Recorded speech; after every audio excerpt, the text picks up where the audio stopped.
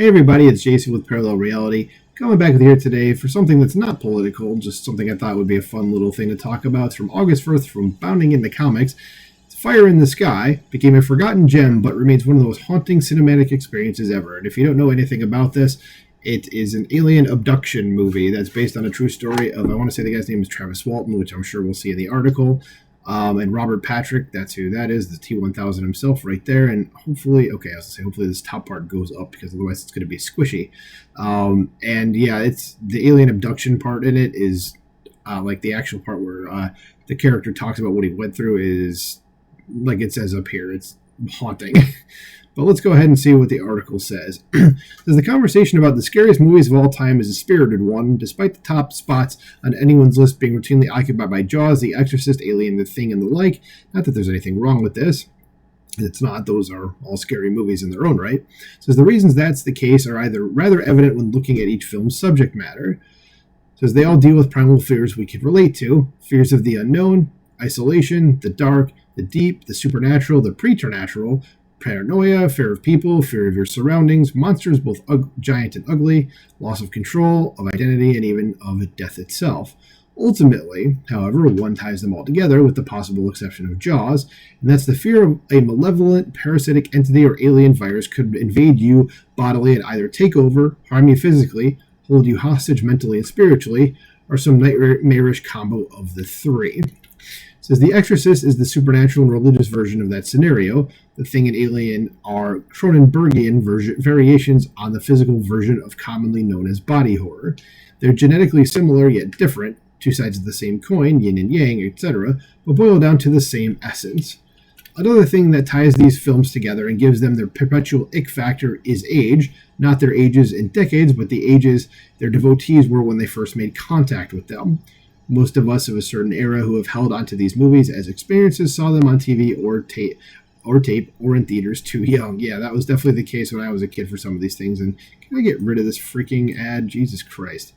Anyway, it doesn't look like I can, so we're not going to do anything. But sometimes before seeing them in their entirety, we were primed by a clip, trailer, or TV spot that showed the good stuff to spur the target audiences of teens, genre enthusiasts, and weirdos with a video store to go to their local multiplex. It says, a side note, every suburban area, and in some cases every town, had the latter guy, and if he didn't own a video store, he ran a comic shop. You know, I can't think of the dude from The Simpsons, like, worst video ever. Chances are once you met someone like that, or know the type, I think we all did, it says those demos would show up in varying numbers, but not everything they saw became a historic staple that's discussed and debated for years to come. A lot of the time, something would either be rediscovered on home video to the delight of the weirdo with the store, or capture the public's imagination but drop off shortly after. Collecting all that exposition, no film better exemplifies these shared phenomena and checks more boxes along the way on my spooky chit list than 1993's Fire in the Sky. The adaptation of the story and trauma of famed abductee Travis Walton, I got the name right, okay, played by D.B. Sweeney, for me is one of the scariest movies ever made. And you can see just from this trailer here, this is actually part of the abduction scene that's near the third act of the movie. And yeah, it's as creepy as it kind of looks there. And the movie, I think, is just PG-13. I don't think it's rated R. So it's not like there's anything gross in there, but you can go check it out for yourself. It says, for one thing, it has adept technical aspects in cinematography, lighting, creature effects, sets, and performances. Everything is pitch perfect, but what matters most is how those elements are utilized to serve the narrative, which has another crucial factor going for it. Like The Exorcist and other films based on the paranormal or loosely in true crime like the Texas Chainsaw Massacre, Fire in the Sky uses the tagline based on a true story and plays Walton's tale completely straight. You're left feeling like a UFO abduction, and the royally invasive probing that follows can happen. Whether or not Walton's account is a hoax is irrelevant to a visceral experience independent of facts and counterpoints. Those 5 little words have us and the inner fragment of childlike curiosity that wants to be sutured to the ordeal. And there's the aliens and what they look like from it, and that's kind of what they were doing to Travis Walton as well. And that's an extension that eventually happens in this scene, shown that you can just see the screenshot of right there. So yeah. It says, it's no wonder how similarly themed shows like The X-Files were so popular, they didn't win the ratings in a vacuum. It says, then there is the all-important storytelling itself, past all the promotional tricks and runaway imagination. The plot is brilliantly executed in a way that strings you along the right amount and doesn't give too much away too soon. It's a slow burn mystery guided by the performances of Robert Patrick and James Garner Jesus, what is the sentence? It is a slow burn mystery guided by the performances of Robert Patrick and James Garner in turns many think they still don't get enough credit for. Oh, I see what they were doing. Okay.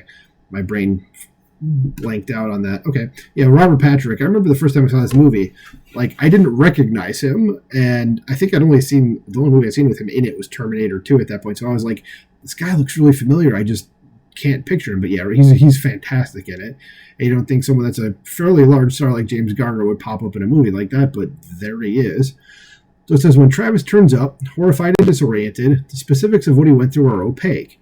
The script allows him time to reintegrate and become a local celebrity who was sought for autographs by kids and looked at as an oddball by everyone else. It's all mundane with a few quick flashbacks until a breakdown leads to a hospital trip where all is revealed.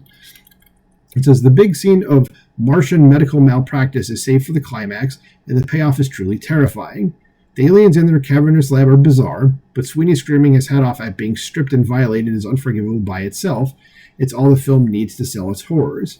So, and the author says, I still remember what it was like to see the TV spots for Fire in the Sky in the evenings and late afternoons before it came out. I was a little kid who got supremely freaked out by D.B. Sweeney bathed in white light and covered by a suffocating silk sheet with the extras of goo and an apparatus stuck to his face. It says, Alex DeLarge in A Clockwork Orange thought he had it bad. It says, Bratchney, please. And let's see here. So, okay. Yeah, these are some shots from the movie itself. Like, this is when he was getting experimented on. Here's the aliens. That's the screech off of Robert Patrick before. That's like at the beginning of the movie. And this is right after they find him, after the supposed abduction. It says, watching Fire in the Sky years later, I can say it did not disappoint and surely isn't guilty of false advertising. It delivers to this day exactly what the trailer promises and glimpses. I just wish it entered the chat more often when discussing the movies that scared us.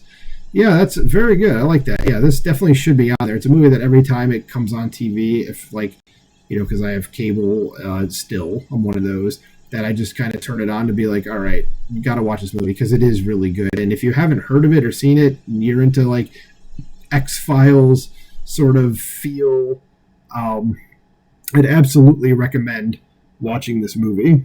If you like alien stuff, X-Files sort of feel, sci-fi, that sort of thing, go for it. Let me know what you think about this in the comments below. Let me know if you like Fire in the Sky and have seen it, and I'll talk to you soon. Bye.